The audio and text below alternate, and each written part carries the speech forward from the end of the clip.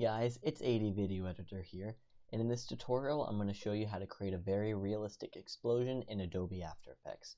So let's get started. Go ahead, open up After Effects, and create a new composition. So there are a couple things that we're going to need in this explosion. First off, you're going to need a house or building to explode. You're going to need the actual explosion.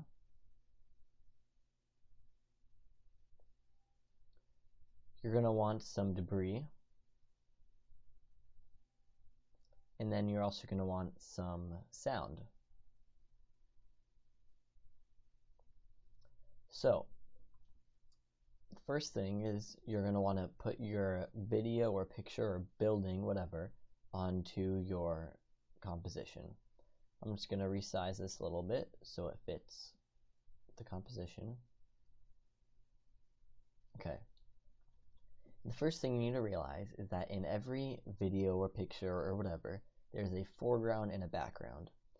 And so basically, I'm going to focus with the foreground here, because if I have this whole thing exploding, I'm not going to have my foreground, which would be the lawn in front of the house. That is not going to end up in the explosion. So what I want to do to avoid that is I'm going to mask out the foreground. So let's do that.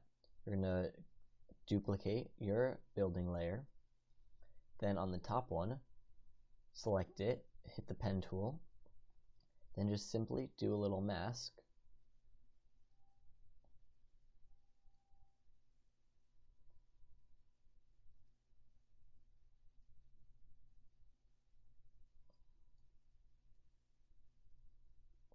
Okay, and that's it. So now when we have our explosion, it's not going to cover up the foreground. So let's get right into the explosion. So we can go ahead and drag the explosion on, and what you want to do is drag it in between the two layers, because the foreground needs to be on top. Because if it's on top, then you see the explosion happens and it doesn't cover up the foreground. So here's the explosion, and what we want to do is we want to first scale this up so that it covers the entire building, so it engulfs the whole thing in flames. So go ahead, hit S to scale it, and I'm going to undo the chain so I can do this manually. So I'm going to expand the X a little bit, or a lot of bit, bring the Y up. Okay, and then I'm just going to change the position to better cover the whole house right there.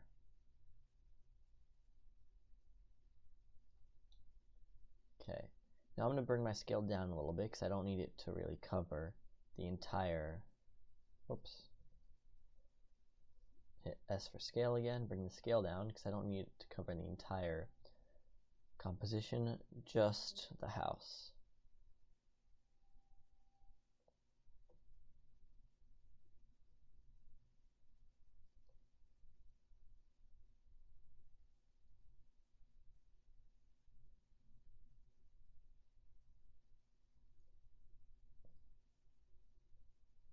Okay, so that's looking pretty good.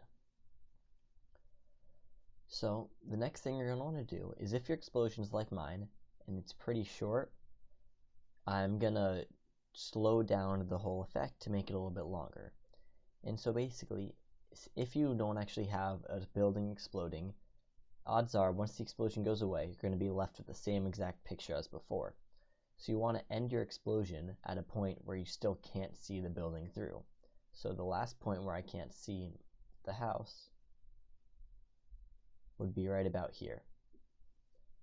So basically it's really short, so I'm going to right click this, hit time stretch, and bump this up to maybe about 130. Let's see if that's any longer.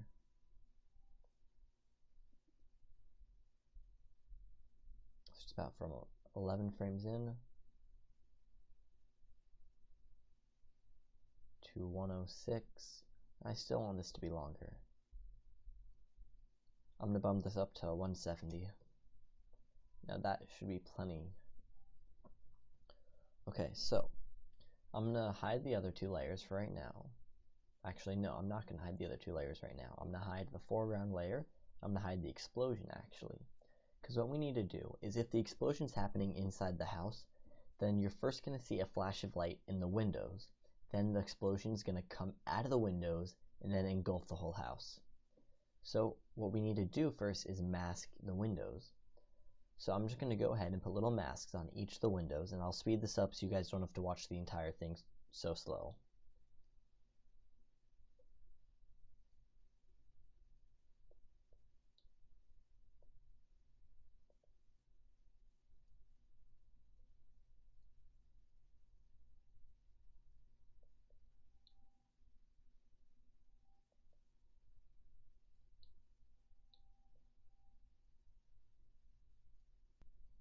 Okay guys, so I just finished masking, and remember I made the masks on the explosion layer, but they're of the windows on the house.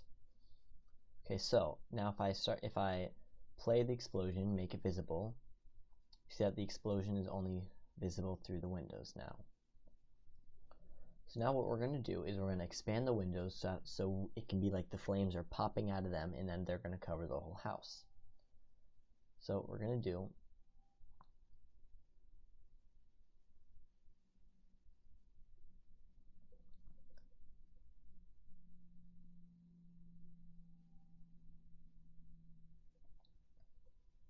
So what we're going to do is we're going to do each window or set of windows, because there are multiple rectangles for each of my windows. I don't know how you guys did it, but I'm just going to go the way I did it. So I'm going to mask each of them separately based off of when the explosion would break through. So it seems like it starts off from the bottom. So we can like have I'd say maybe right about here at 17 frames in, I'm going to want to do these 3 or 4 windows technically on the bottom.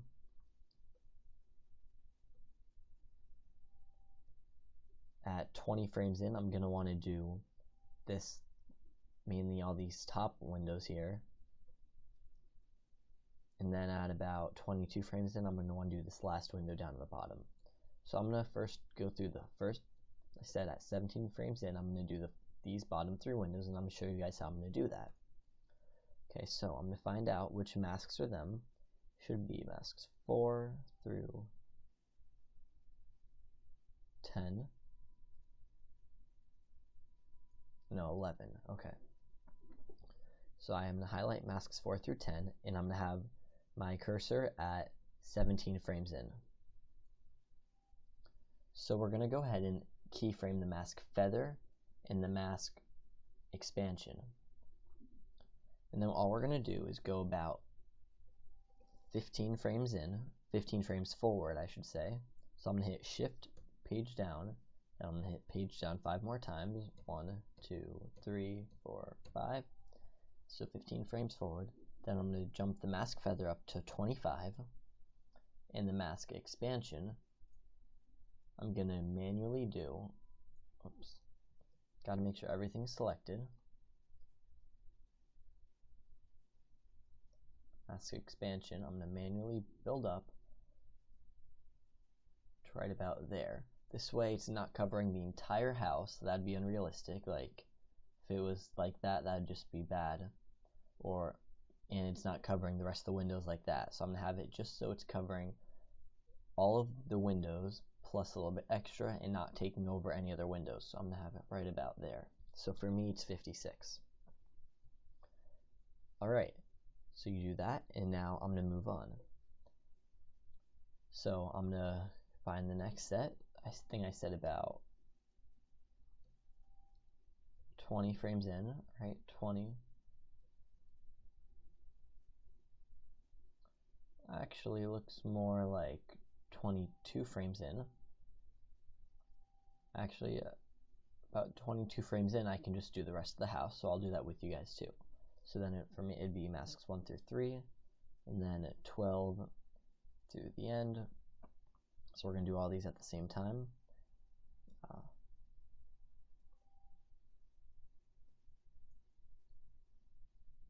Okay, so click the stopwatch on the feather and expansion, go 15 frames forward,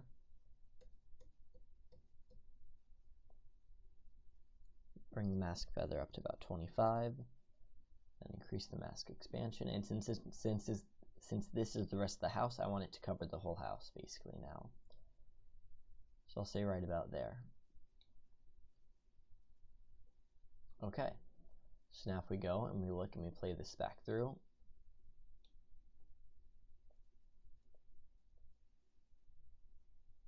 explosion, bam, windows breaking, exploding. Okay, so there's still some things that need work. So clearly, if you look, the top part of the roof here, that's visible. And the bottom right of the house, that is still visible. We want to cover that too. So we're going to go to the masks closest to the roof of the house.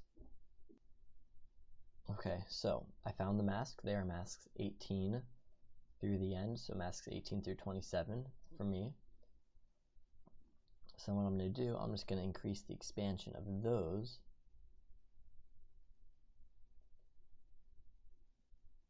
to cover the tip of the roof of the house there. Then I'm going to go down to the bottom, and that should be masks 9, 10, and 11. Oops, I'm going to open these guys up.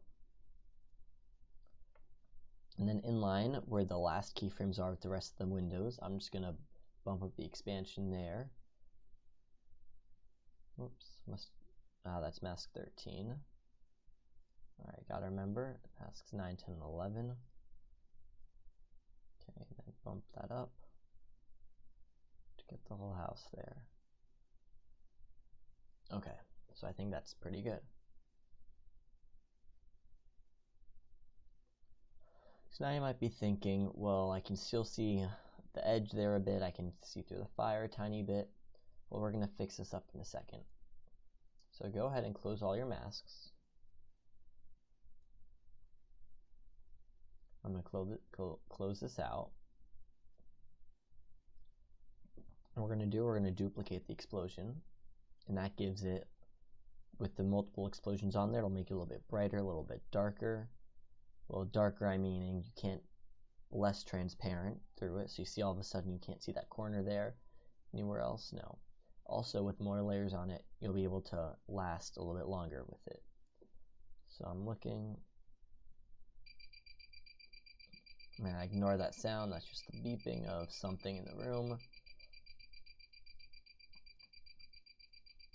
It's not a bomb, I can assure you guys, it is not a bomb. Alright, so it looks like I can make my effect last until about 2 seconds and 4 frames in. Okay, so I'm just gonna bring this stuff down to isolate that section. So now let's just do a RAM preview of that.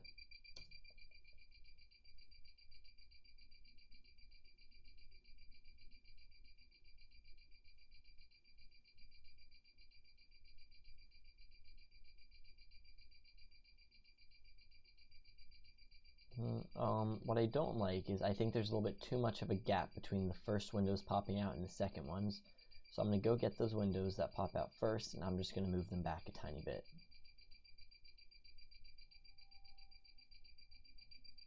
So I believe those are masks 4 through 11.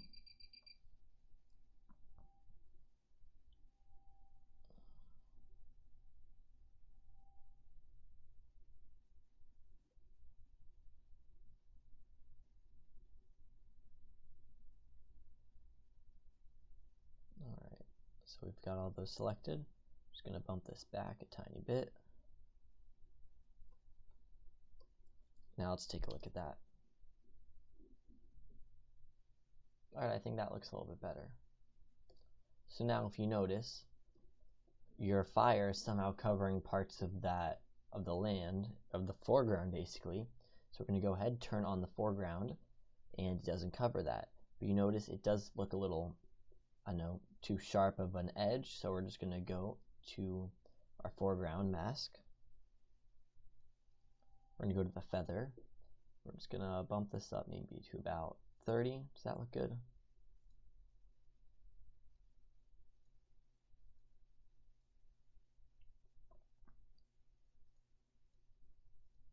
Yeah, I think 30 looks pretty good.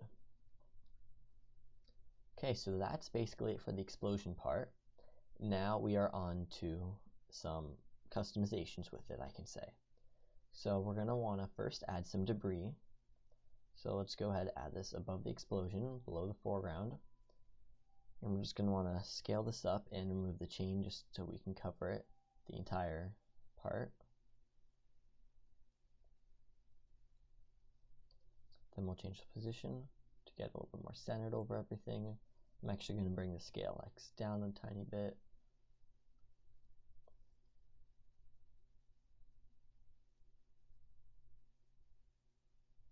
Then I'm just going to move the start of the debris to happen as the explosion occurs right about there. And what I'm going to want to do also, I'm going to go back to the scale and I'm going to click the stopwatch. I'm going to move this first keyframe the way I had it initially to cover the whole thing forward a little bit. Then I'm going to go to the start, bring this back down to about 100 by 100.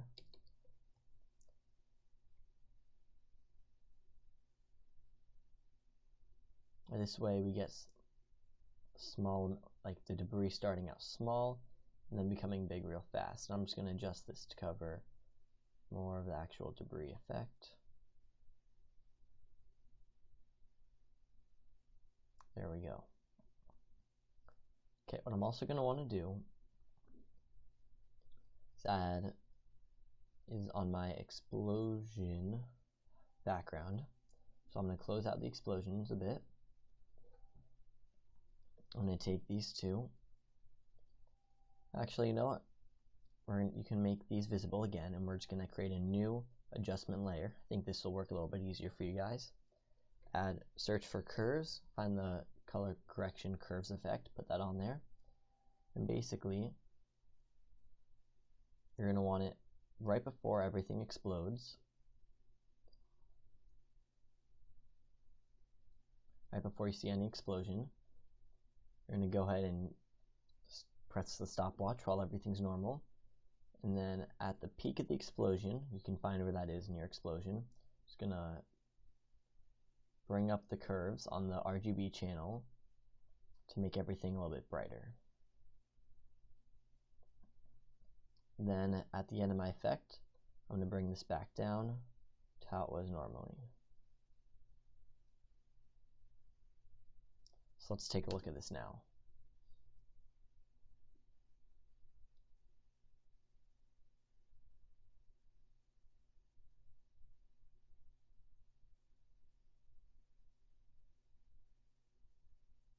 Alright, I'm thinking that looks pretty good, and I think there's just one more thing that we are missing, and that would be the explosion sound. Alright, so I've got my explosion sound right here. I'm going to put this down at the bottom and just open up the waveform so I can see where it starts. Now I'm going to time this with I'm going to time this at the same time as the debris, which I know is at the start of the explosion.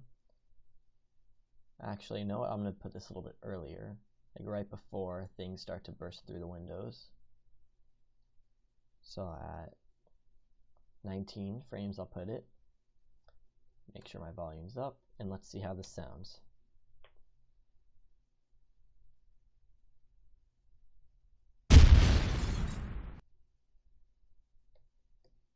Can you guys hear that? Okay, I'm thinking this looks pretty good. And so, of course, this doesn't, I'm going to stop this a sec. So of course this doesn't look like the absolute perfect explosion.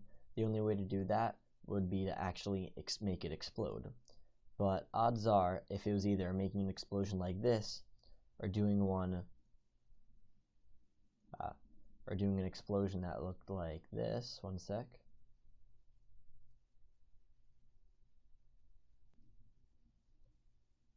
Right, this would probably be the classic explosion that people who are lazy decide to do, just put an explosion right on top. So I mean, if you were to do an explosion like that, I think our explosion makes it look a lot better, because you actually have like a realistic thing. You see the lights coming through the house, everything gets a little bit brighter when the explosion occurs. We have some debris, then it fades away, and you don't see and then remember, you got to stop your effect before you can see things through. And if you want your explosion to last a little longer, make the explosion a little bit slower and add some more layers of explosion, because then it'll make it less transparent. Well guys, that was this tutorial on making a very realistic explosion in After Effects. It's not completely realistic, but it is much more realistic than a Fako putting the explosion just right on top of everything and just letting that be the explosion. Please remember to like and comment. Let me know what you thought of this, if you think I can make it look a little bit realistic, or if you even have some ideas of how to make this look a little bit better. Leave some comments, let me know. Maybe I can use your help and make an even better tutorial. Also, please remember to follow me on Google+ and Twitter, and I will see you guys in my next tutorial. Thanks for watching.